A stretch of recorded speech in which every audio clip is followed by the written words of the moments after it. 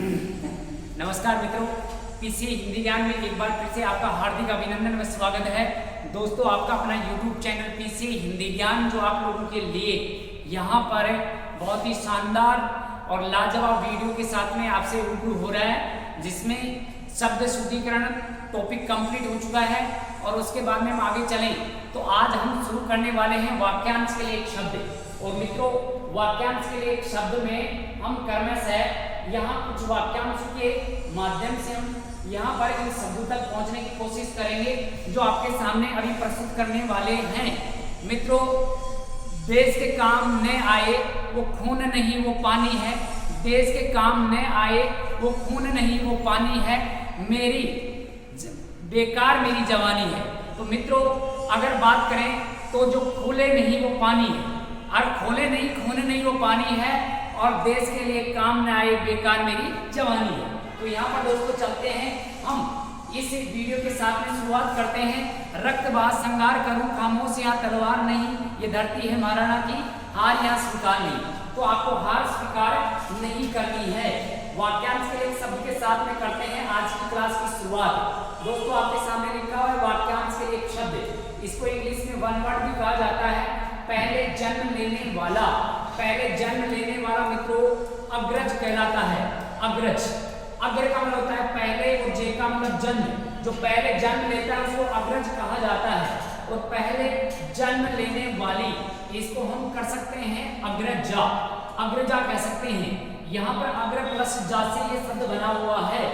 मित्रों, बाद में जन्म लेने वाला, पीछे से जन्म लेता है उसको अनुज कहते हैं। क्या कहते हैं दोस्तों? अनुज। अनु प्लस जैसे बना है, अनु का मतलब पीछे और जय का मतलब जन्म। जो पीछे से जन्म लेता है उसको अनुज कहते हैं। अर्थात छोटे भाई को हम अनुज कहेंगे और छोटी बहन को हम अनुजा कह सकते हैं। अनुजा। ऐसे वाक्यांश के एक शब्दों के माध्यम से हम इन वाक्यांशों को जान रहे हैं।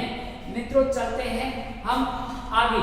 आगे देखिए, खुद की संतान को क्या कहा जाता है दोस्तों? तो खुद की संतान को कहा जाता है ओरस।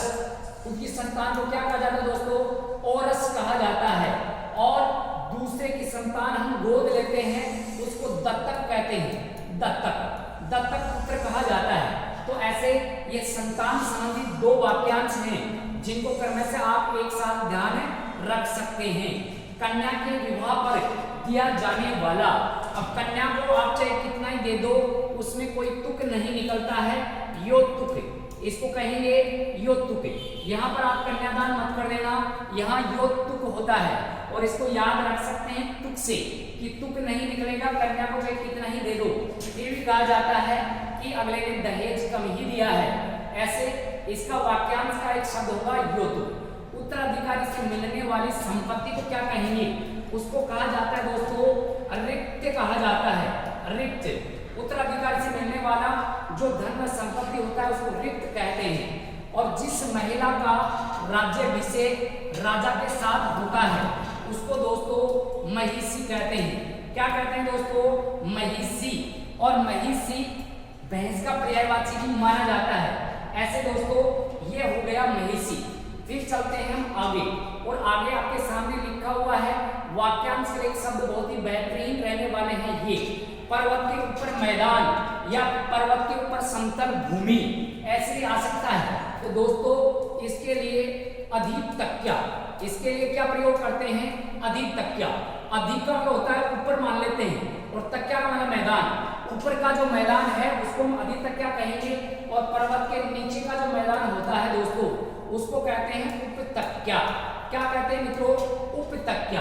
अब इसको आप ऐसे ध्यान रख सकते हैं, उप, उप का मतलब होता है पास। उप का मतलब क्या होता है दोस्तों? पास या छोटा, पास या छोटा, या फिर नीचे। नीचे जो होगा उसको छोटा कहेंगे, उसी को हम पास कह सकते हैं। जैसे राष्ट्रपति से छोटा उपराष्ट्रपति, राष्ट्रपति से नीचा उपराष्ट्रपति।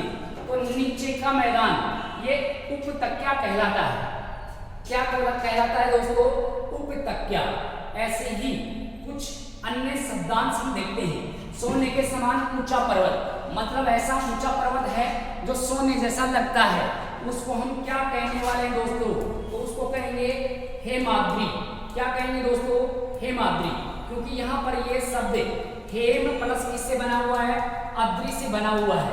अद्रि का मतलब पर्वत होता है और हेम का मतलब होता है सोना, तो सोने के समान ऊंचा पर्वत हेमाद्रि कहलाता है। लेकिन हिम से ढका हुआ, अगर आ जाए हिम से ढका हुआ पर्वत तो वो होता है दोस्तों हिमाद्रि।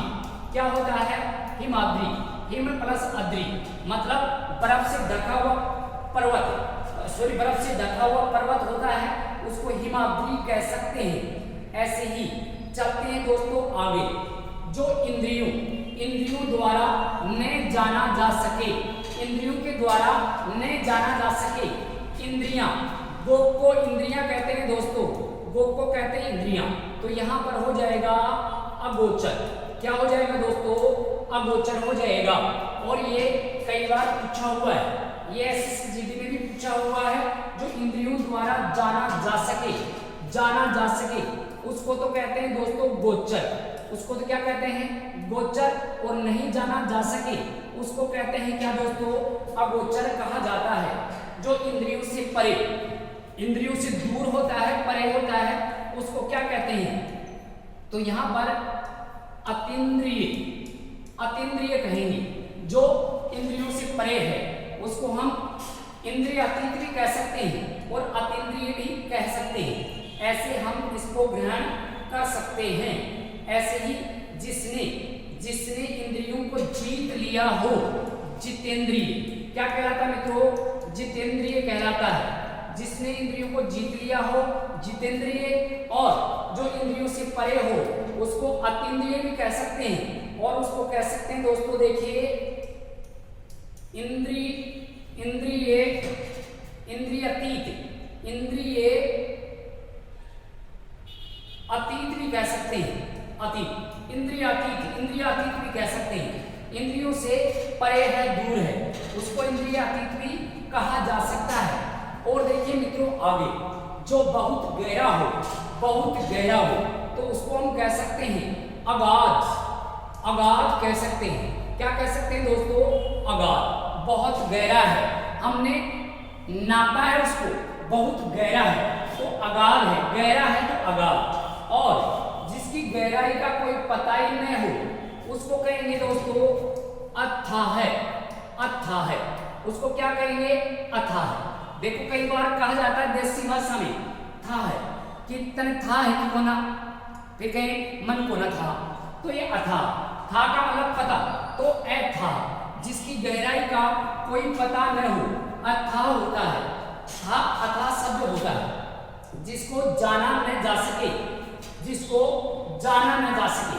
तो यहाँ पर ये हो जाएगा दोस्तों अज्ञेय। जिसको जाना ना जा सके अज्ञेय हो जाएगा। और जिसको जीता ना जा सके उसको अजय कहते हैं। क्या कहते हैं दोस्तों, अजय कहा जाता है। जिसको जीता न जाए अजय, और जिसको जाना न जा सके उसको अज्ञेय कहते हैं। जिसको कुछ भी ज्ञान न हो उसको कहते हैं दोस्तों अज्ञेय। ए का मतलब ज्ञेय, ए का मतलब नहीं और ज्ञेय का मतलब ज्ञान। जो कुछ नहीं जानता, जिसको कोई ज्ञान नहीं हो उसको दोस्तों अज्ञेय कह सकते हैं। फिर चलते हैं आगे। जिसको ज्ञान हो, जिसको ज्ञान हो उसको कहा जाता है दोस्तों, यहाँ पर देखो अभी हमने पढ़ा है अज्ञेय, और जिसको ज्ञान हो उसको कह सकते हैं दोस्तों विज्ञ। उसको क्या कह सकते हैं, विज्ञ कह सकते हैं। तो अज्ञेय और विज्ञ ये दोनों के दोनों एक दूसरे के क्या है, विलोमी रहने वाले हैं, सब कुछ जानने वाला। तो दोस्तों यहाँ पर होता है सर्वज्ञ। क्या होता है दोस्तों, सर्वज्ञ होता है जो सब कुछ जानता है। सर्व प्लस ज्ञ से बना हुआ है। रहस्य की बातें जानने वाला, तो मर्म की बातें जानता है उसको मर्मज्ञ कहेंगे। मर्म का मतलब होता है रहस्य और ज्ञ का मतलब ज्ञान। जिसको रहस्य का ज्ञान हो उसको यहाँ पर मर्मज्ञ कह सकते हैं। और जो व्यक्ति विशेष जानता है उसको दोस्तों विशेषज्ञ कहते हैं। क्या कहते हैं, विशेषज्ञ। उसको कहा जा सकता है विशेषज्ञ। जो विशेष ज्ञान रखता है उसको विशेषज्ञ कह सकते हैं। और जिसको विविध प्रकार का ज्ञान हो उसको दोस्तों विविध प्रकार का ज्ञान, या जिसको ज्ञान हो तो यहाँ पर ये विज्ञ होगा। क्या होगा दोस्तों, विज्ञ। और यहाँ पर पीछे हमने विज्ञ किया है जहां देखो जिसको ज्ञान हो उसके लिए विज्ञ भी प्रयोग करते हैं, और इसके लिए हम यहाँ पर अभिज्ञ भी प्रयोग कर सकते हैं। अभिज्ञ जिसको अभी अभी ज्ञान हुआ है, सामने जानकार हो गया, तो दोस्तों परिचित को कह सकते हैं अभिज्ञ, और जो परिचित नहीं हो उनको उसको कह सकते हैं अनभिज्ञ। उसको क्या कह सकते हैं दोस्तों? अनभिज्ञ। ये तो परिचित हो गया और ये अपरिचित हो गया। और जिसको ज्ञान होता है, विविध प्रकार का ज्ञान, उसको विज्ञ कहते हैं, या विविध प्रकार का यहाँ पर लिखा है ज्ञान रखने वाला, उसको कहा जाता है विज्ञ। और जो परिचित होता है, परिचित, परिचित को तो क्या कहेंगे दोस्तों? अभिज्ञ। और अपरिचित, अपरिचित को क्या कहेंगे दोस्तों? अनभिज्ञ कहने वाले हैं। ऐसे ये भी वाक्यांश के एक शब्द में आते हैं। जिसका कोई शत्रु न हो, तो दोस्तों यहाँ पर रहने वाला है अजात शत्रु। क्या रहने वाला है दोस्तों? अजात शत्रु। जिसका कोई दुश्मन ना हो, शत्रु ना हो, अजात शत्रु इसके लिए प्रयोग कर सकते हैं। ऐसी बात जो बढ़ा चढ़ाकर कही गई हो, ऐसी बात जिसको बढ़ा चढ़ाकर कहें, उसको दोस्तों क्या कहेंगे? देखिए, तो उसको कहा जाता है अतिशयोक्ति। तो बताइए, अतिशयोक्ति शुद्ध रूप होता है ये, आधा से नहीं आता, पूरा से आता है, शुद्धि अशुद्धि में पूछा जाता है। रोगी के लिए निषिद्ध भोजन, उसको क्या कहते हैं दोस्तों? उसको कहते हैं अपथ्य। रोगी के लिए निषिद्ध भोजन होता है, उसको कहते हैं अपथ्य। और पर्दे के पीछे का भाग, पर्दे के पीछे का जो रंगमंच का भाग होता है, उसको कहते हैं दोस्तों नेपथ्य। उसको क्या कहा जाता है? नेपथ्य कहा जाता है। नीचे की ओर खींचने वाला, नीचे की ओर खींचने वाले को क्या कहेंगे दोस्तों? तो उसको कहेंगे अपकर्ष। नीचे की ओर खींचने वाले को क्या कहेंगे? अपकर्ष कहेंगे। और ऊपर की ओर खींचने वाले को क्या कहेंगे? उत्कर्ष कहेंगे। उत्कर्ष। अप का मतलब होता है दोस्तों नीचे, और यहाँ उत का मतलब होता है ऊपर। तो ऊपर की ओर ले जाने वाला या खींचने वाला तो उत्कर्ष होता है, और नीचे की ओर ले जाने वाला क्या होता है? अपकर्ष होता है। ऐसे हम ध्यान रख सकते हैं। ऐसे ही आगे चलते हैं। आपके सामने लिखा हुआ है जो ढका हुआ न हो, जो ढका हुआ न हो, उसको क्या कह सकते हैं दोस्तों? उसको कहते हैं अनावर्त। क्या कहते हैं दोस्तों? अनावर्त कहा जाता है। लेकिन अनावर्त ये नहीं होता है दोस्तों। जो यहाँ पर ढके की बात करें, ढका हुआ न हो, उसको कहते हैं देखो अनावृत। अनावृत। यहाँ पर देखिए अन प्लस किससे बना हुआ है? आवित से बना हुआ है, आवित। और आवित का मतलब होता है ढका हुआ। जो ढका हुआ न हो उसको क्या कहेंगे? अनावृत कहेंगे। अन प्लस आवित हो जाएगा अनावृत। तो ऐसे ये रहने वाला है। जो दोहराया न गया हो, इसको कहते हैं अनावृत। अनावृत। अब यहाँ पर रे ऊपर आएगा, मतलब दोहराव है तो रे ऊपर है, और ढका हुआ नहीं है तो री आएगा। ऐसे आप इसको ध्यान रख सकते हैं। जो बात लोगों द्वारा सुनी गई है, जो बात लोगों द्वारा सुनी गई है, उसको क्या कहेंगे दोस्तों? उसको कहेंगे जनश्रुति। क्या कहेंगे दोस्तों? जनश्रुति कहेंगे। जन लोगों द्वारा सुनी गई बात, और जो परंपरा से चली आ रही है, पहले से चली आ रही है, तो उसको कहेंगे हम अनुश्रुति। क्या कहेंगे दोस्तों? अनुश्रुति कहेंगे। अनुश्रुति जो पहले से चली आ रही है परंपरा से, उसको अनुश्रुति, और जो लोगों के द्वारा सुनी गई बात को जनश्रुति के अंतर्गत रख सकते हैं। पलक को झपकाए बिना, लगातार देखना, मतलब पलक को झपकाए बिना, तो ये अनिमेष, अनिमेष होता है। या इस अनिमेष को हम निमेष भी कह सकते हैं। निर्निमेष, अनिमेष या निर्निमेष। निमेष शब्द है मतलब पलकों को झुकाकर देखना, या पलकों को झपका कर देखना, उसको कहते हैं दोस्तों निमेष। क्या कहते हैं? निमेष कहते हैं। और बिना पलकाए, बिना झपके पलकों के देखना, लगातार देखना अनिमेष कहलाता है, या इसको हम निर्निमेष भी कह सकते हैं। ऐसे मित्रों ये वाक्यांश के लिए एक शब्द आप लोगों के लिए रहने वाले हैं बेहतरीन, और इनको आप शानदार तरीके से मनन करके देख सकते हैं, जो आप लोगों के लिए कारगर सिद्ध होने वाले हैं। चलिए मित्रों आगे, फेंक कर चलाया गया हथियार, जिस हथियार से हम दूर से आक्रमण करते हैं उसको क्या कहते हैं? तो मित्रों उसको कहा जाता है अस्त्र। उसको क्या कहा जाता है? अस्त्र कहा जाता है। दूर से आक्रमण, जैसे बंदूक एक अस्त्र है, न कि शस्त्र। बंदूक अस्त्र में आएगा, और ऐसा हथियार जो हाथ से पकड़कर चलाया जाता है उसको कहते हैं दोस्तों क्या? शस्त्र कहते हैं। इन दोनों को आप ध्यान रख सकते हैं, एक दूसरे के विलोम भी है। अस्त्र का विलोम शस्त्र, और यहाँ पर हाथ से पकड़कर अस्त्र कर देते हैं। नहीं, इसको उल्टा कर दो, हाथ से पकड़कर अस्त्र कर देते हैं, ये गलत है। हाथ से पकड़कर शस्त्र है और दूर से आक्रमण करें वो अस्त्र है। जैसे अभी आपको उदाहरण बताया कि बंदूक, उपकार को मानने वाला, उपकार को मानने वाले को क्या कहेंगे दोस्तों? तो यहाँ पर आ जाएगा दोस्तों कर्तज्ञ। क्या कहेंगे? कर्तज्ञ। कृत्य मतलब कार्य, और ज्ञ का मतलब ज्ञान। जिसको कार्य का ज्ञान है कि अपने लिए इसने ये कार्य किया है, तो वो तो होता है कर्तज्ञ। और जो उपकार को नहीं मानता है, नहीं मानता, उसको क्या कहेंगे दोस्तों? उसको कहेंगे कर्तघ्न। कर्तघ्न मतलब उपकार को मान नहीं रहा है। घन, घन का मतलब घमंड हो गया है, ऐसे हम ध्यान रख सकते हैं। उपकार को नहीं मानने वाला कर्तघ्न हो गया, और उपकार को मानने वाला कर्तज्ञ होता है। ऐसे ये महत्वपूर्ण शब्द हैं, और दोनों एक दूसरे के विलोम भी रहने वाले हैं। मतलब कर्तज्ञ का विलोम क्या हो गया दोस्तों? कर्तघ्न रहने वाला है। दूसरों में दोष खोजने वाला या दूसरों में दोष ढूंढने वाला, उसको कहा जाता है छिद्र। उसको क्या कहा जाता है दोस्तों? छिद्रान्वेषी। तो यहाँ पर हम कर सकते हैं छिद्रान्वेषी, छिद्रान्वेषी कह सकते हैं, छिद्रान्वेषी। और छिद्रान्वेषी शुद्धि है, शुद्धि में भी पूछा हुआ है। यहाँ दूसरों में जो दोष ढूंढेगा वो पेट को फाड़ने वाला होगा, तो ये पेट फाड़ से आएगा, शंकर जी वाला नहीं आएगा। ऐसे शुद्धि है, शुद्धि में आप इसको ध्यान रख सकते हैं। फिर चलते हैं मित्रों आगे। आगे लिखा हुआ है पूर्व काल से लोगों द्वारा कही गई बात। तो ये किंवदंती होता है दोस्तों, किंवदंती, दूसरों द्वारा कही गई बात जो हम सुनते आ रहे हैं पूर्व काल से, उसको कहा जाता है किंवदंती। किंवदंती कहते हैं।